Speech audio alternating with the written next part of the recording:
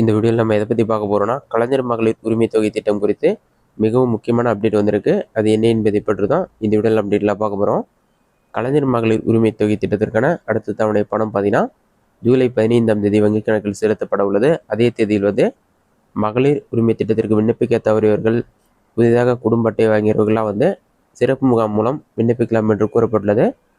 இதற்கு விண்ணப்பிப்பதற்கான புதிய தகுதிகளை சமீபத்தில் தமிழக அரசு வெளியிட்டுள்ளது. அது என்ன தகுதிகள் என்பதை பற்றியும் அதற்கு என்னென்ன ஆவணங்கள்லாம் தேவைப்படும் என்பதை பற்றி தான் டீட்டெயிலாக பார்க்கலாம். இதில் கலைஞர் மகளிர் உரிமை தொகை தகுதியுள்ள அல்லது விடுபட்ட மகளிர் முகாமில் வழங்கப்படும் விண்ணப்பத்தினை பூர்த்தி செய்து அளிக்கும்னு சொல்லி மென்ஷன் பண்ணியிருக்காங்க. அதிலே பார்த்தீங்கன்னா சில பாயிண்ட்ஸாக கொடுத்துருக்காங்க. 21 வயது நிரம்பிய மகளிராக இருக்கணும்னு சொல்லி மென்ஷன் பண்ணியிருக்காங்க.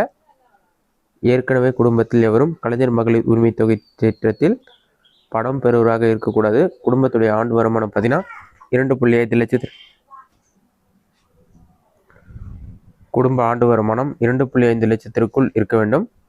5 ஏக்கருக்கு குறைவாக நன்சி நிலம் அல்லது 10 ஏக்கருக்கு குறைவாக புன்சி நிலம் வைத்துள்ள குடும்பங்கள், ஆண்டிற்கு வீட்டு உபயோகத்திற்கு 3600 யூனிட்டிற்கு குறைவாக மின்சாரம் பயன்படுத்தும் குடும்பங்கள்லாம் இதற்கு விண்ணப்பிக்க தகுதியானவர்கள் சொல்லி மென்ஷன் பண்ணியிருக்காங்க. அடுத்ததாக மாற்றுத்திறனாளி ஓய்வூதியம் அல்லது பராமரிப்பு உதவித்தொகை அல்லது முதியோர் ஓய்வூதியம், முதலமைச்சரின் உழவர் பாதுகாப்பு திட்டம், அமைப்பு சாரா தொழிலாளர் நல வாரிய முதியோர் ஓய்வூதியம், இந்திரா காந்தி தேசிய விதவை ஓய்வூதியம், ஆதரவற்ற விதவைகள், ஆதரவற்ற அல்லது கணவரால் கைவிடப்பட்ட பெண்களுக்கான ஓய்வூதியம் மற்றும் 50 வயதிற்கு மேற்பட்டு திருமணமாகாத ஏழை பெண்களுக்கான ஓய்வூதியம் பெறும் நபர்களை தவிர அக்குடும்பத்தில் மற்ற தகுதி வாய்ந்த பெண்கள் விண்ணப்பிக்கலாம்னு சொல்லி மென்ஷன் பண்ணியிருக்காங்க.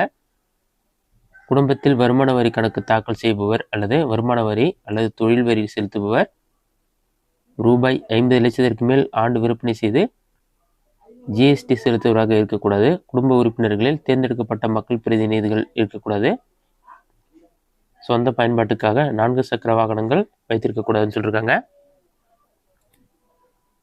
அரசு திட்டத்தின் கீழ் மானியம் பெற்று அதன் மூலம் 4 சக்கர வாகனம் வைத்திருக்கும் குடும்பங்களில் உள்ள தகுதி வாய்ந்த பெண்கள் விண்ணப்பிக்கலாம்.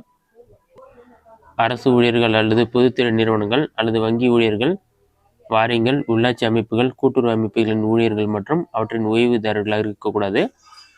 சிறப்பு காலமுறை ஊதியம் ஸ்பெஷல் டைம் ஸ்கேல் பெற்று பணியாற்றி தற்போது ஓய்வூதியம் பெறும் ஓய்வூதியரை தவிர அக்குடும்பத்தில் இருக்கும் மற்ற தகுதி வாய்ந்த பெண்கள் விண்ணப்பிக்கலாம்னு சொல்லி மென்ஷன் பண்ணியிருக்காங்க. தேவையான ஆவணங்கள் பார்த்தீங்கன்னா குடும்ப அட்டை, ஆதார் அட்டை, வங்கி கணக்கு புத்தகம், மின் கட்டண ரசீது, இது 4ம் தேவையான ஆவணங்கள்னு சொல்லி மென்ஷன் பண்ணியிருக்காங்க.